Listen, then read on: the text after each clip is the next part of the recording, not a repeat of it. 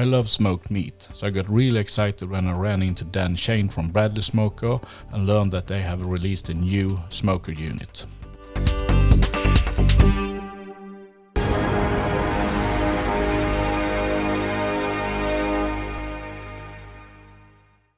As a hunter, of course, I want to cook my own dinner from the meat I get from the forest. And I hooked up here with Dan from Bradley Smoker. Hi. You can help out getting some good cooking for the deer meat and the wild boar and so on. Certainly. I have a friend of me that have a smoker. I think it's something similar like this, the Bradley Smoker. Yes. I don't know if it's exactly this model, but he have served me some really good smoked meat. Perfect. Tell me a little about your concept. Okay, so our concept is clean smoke technology. So it's very simple, our innovation.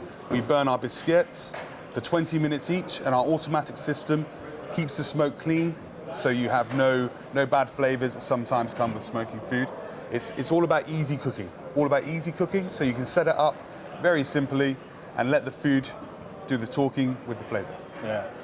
And it's not like, I was thinking about building like one of those Texas barbecue smokers, and I looked on like hours and hours of video clips, but I realized you have to learn a lot to keep the right temperature in that unit. Yes. I understand that it's a totally different thing to use this kind of device. It is indeed. So with those sort of smokers, you have to stay with them and babysit them all day long, whereas with ours, you set the temperature, you set the time, and that's it. You can walk away and come back. After a long day's hunting or a long time hunting, it's always good to make the food and cooking nice and easy. So simplicity is one of the key points about Bradley Smoker. This I recognize. They have been on the market, I think, for a while. Yes. But this I have never seen. Yes. What is this? This is a new product? This is our brand new Raven Smoker. It's not even yet on the market. This is its first time it's actually been out in the open. I, in fact, only met this a couple of days ago. So this is it's in its first viewings, and it's our new product brought to the market. We had a P10 smoker last year, which is similar to this. Its main differences are we've doubled the power from our other smokers, and so sometimes people like to roast their meat once they finish smoking, and so you can achieve higher temperatures with this, particularly in the colder months in Sweden, where maybe it's harder for smokers to get up to temperature. This now has 1,000 watts of heating power, so it gets up to 160 Celsius if you need that sort of temperature, but also perfect at the sort of 110 Celsius low and slow smoking temperatures. But it's the same system with the biscuits and the easy smoking? It is exactly the same. So our innovation, the technology, is exactly the same within this smoker. So you're still using the biscuits, you still have our patented system, which makes the perfect smoked flavor and easy to use. If you shall load it up with a bunch of meat, how much meat can you do in one smoke, if you say it like that?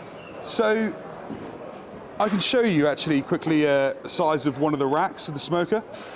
I'm just moving here some food probes. So inside the smoker, it comes with 2 probes that you can measure the internal temperature of the meat. But just to show you the sort of size of one of the racks inside the smoker, you can see it's quite large. And so depending on obviously again space between the racks, etc. But you can fit quite a lot of product in these. So a lot of rib sides and so on, no problem. Exactly. And as mentioned, these probes you can put inside the meat and it measures the internal temperature. And so you can also set yourself an alarm. And so once your temperature has been reached, it says your meat's done, making it even easier once again. For someone who have never used this and don't know anything about what kind of temperatures the meat should have or where you can begin, is there some kind of guidance? Where can I find information about that? So on our websites, we have websites in all different languages in Europe you can go on to, and we have recipes that we update all the time. There's guides for internal temperatures, and there's guides for setting temperatures. There's also guides for what wood types go with what types of food. And that's very personal, and so maybe over time you might change your mind, but it's a good guide to get started with. So sometimes certain woods complement certain meats better than others. But again, as I said, it's very, very individual, and so maybe your taste is slightly different to my taste, and etc. But there is something to start from. Exactly, exactly.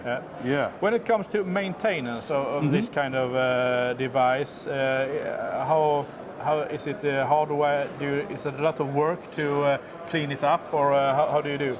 So all of our racks and insert trays are all dishwashable. Yeah. And so once you're finished cooking, they can actually come inside and be put in the dishwasher or washed in the sink with some just a normal dish soap. Yeah. The inside of the smoker, like cast iron, you like to build up a seasoning. It's the same with a smoker. It's always good to build up a layer of seasoning. Okay, so you don't want to wash it up? You don't want to wash it up unless maybe you've cooked something like some pulled pork or pulled boar or something that's very fatty. You might want to wipe just any extra fat just to clean the surface, but you want to build up of smoke. Okay, so you only wipe it off with dry cloth or piece of paper, exactly. So no detergent and so on? Exactly. Okay, perfect. Cool. Yeah. So, Daniel, I thank you very much for showing this to me. Thank you very much. It was really interesting. So, I'm thinking I get a little hungry now. Let's cook something. Yes, thank you. Absolutely. Thank you. If you like this video, please give us a thumbs up, hit the subscribe button and push the notification bell. It means a lot to us.